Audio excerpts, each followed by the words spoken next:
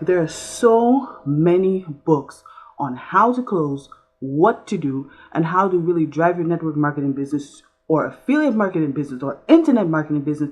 I don't care what you do in coaching. You could be a manager for a store or whatever business that you have, whatever it is that you are pursuing, the only person stopping you from achieving is you, not your upline.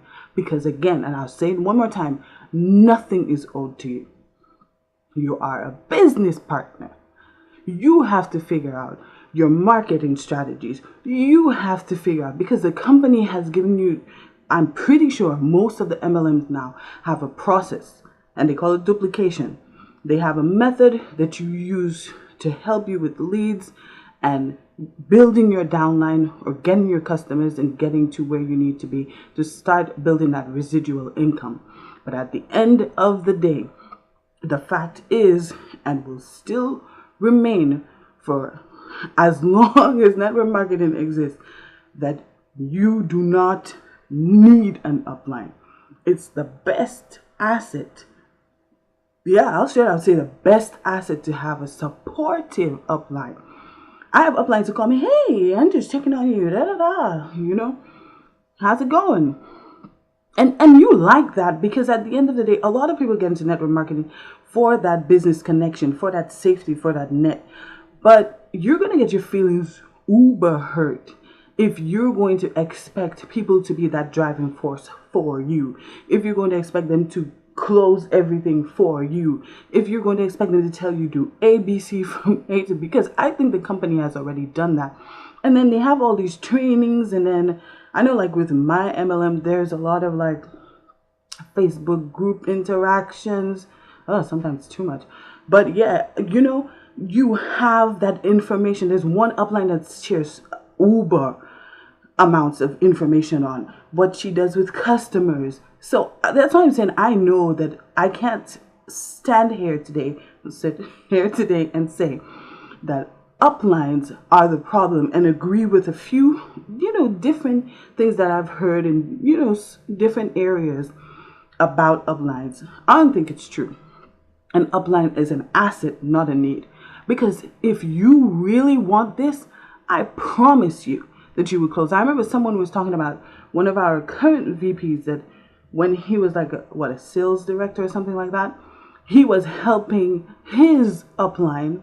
I think she was his upline, but helping someone else close. And that's like 1, 2, 3, maybe 3 or so ranks up in the company. I'm not talking about him being a VP or, whatever you call it. The names vary in different companies. But I'm just saying that he wanted it. And he got to where he was able to do it. He studied, I'm pretty sure. He trained, he practiced, but he wanted it. And my final remark to you today on uplines would be, you can't change who your upline is unless you're going to, leave the company and come back under someone else. And I promise you, it's probably going to be the same exact thing, because it's not them, it's you. You cannot change people. You cannot change people's attitude. You cannot control what someone else does, but you can control you. So my challenge to you as pertains to uplines today is, how bad do you want it? How bad do you want it? What is stopping you from getting what you want? I know mine. I know what's stopping me from being where I want to be. I know my goals for my business, and I know what's stopping me. And that's what I have to work on this week. But if you're on the sound of my voice, there's a reason that you're listening to this podcast. I want you to think about it. How bad do you want it? All right?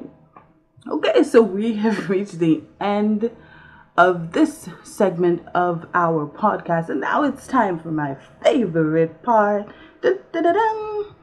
a power play section. All right, so my power play for this week is going to be financial. And yes, it's because I love finance. I love network marketing. I love internet marketing. Kind of all comes together for me. I love coaching. I love helping people and building people at the end of the day. But my power play for today is going to be financial. It's going to be savings.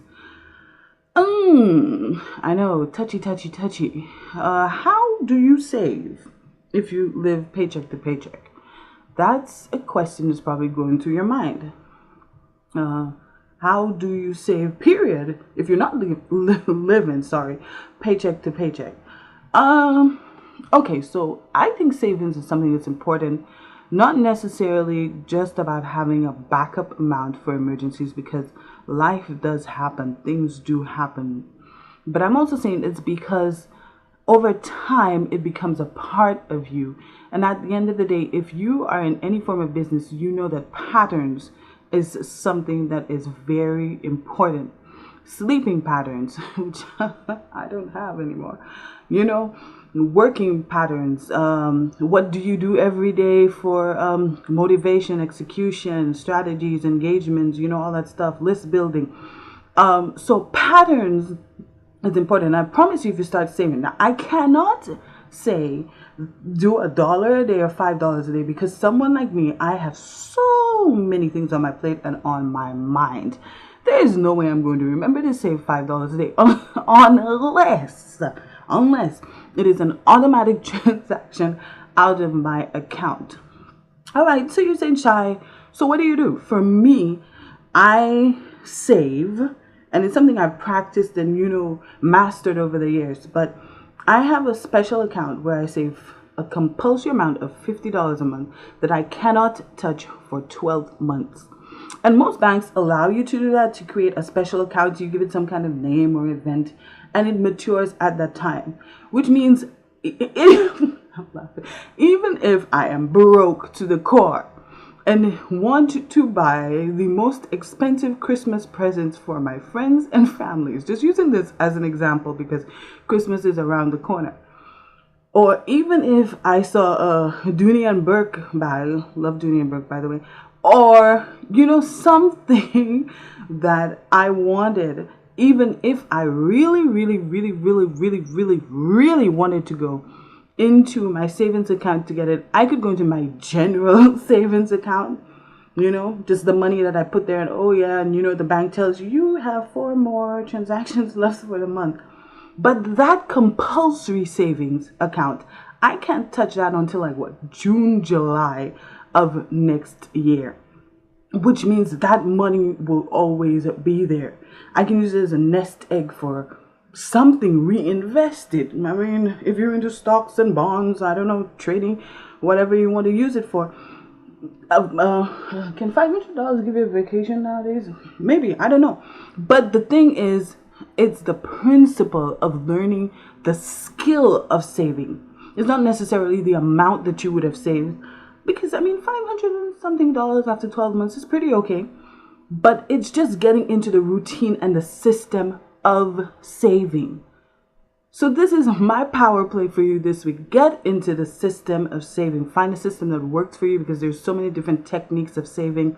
Now, some people match the dollar amount with the day amount, and they come out with large amounts at the end of the year. Some people do $5 a week, $1 a day, a penny a day, I don't know. But I don't really care about the amount, because that's not the principle here. Let's get into the pattern of saving as network marketers, internet marketers, affiliate marketers, business people, or even if you're just an everyday person. Having a savings account is a very important thing, because things do happen, especially, like I say, in the business world. And more so, I would say that it is learning the skill of saving. If you're saving at this level, imagine when you're a 6-figure or 7-figure earner, how you would be able to manage your funds 110% better if you already a saver. All right, that's it for today. Thank you for tuning in to The Real with Shy. Bye. See you next time.